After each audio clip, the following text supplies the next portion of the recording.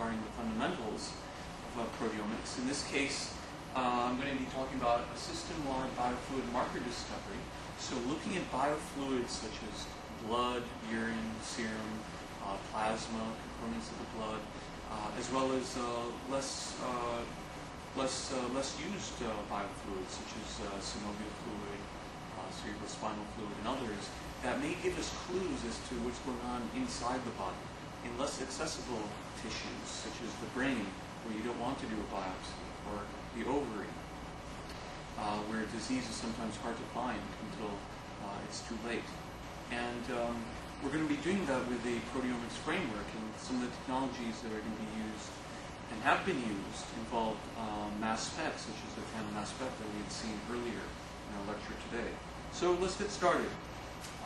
As I mentioned, what we want to do is to look at biofluid proxies for tissues. That is, we want to look at biofluids that tell us information about these tissues, whether there's a particular disease or particular functional state that's going on.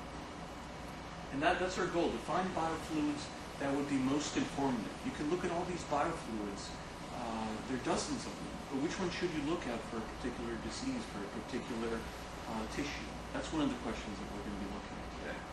The other question is, what kind of biomarkers are more likely to give you information about the functional state of a particular tissue?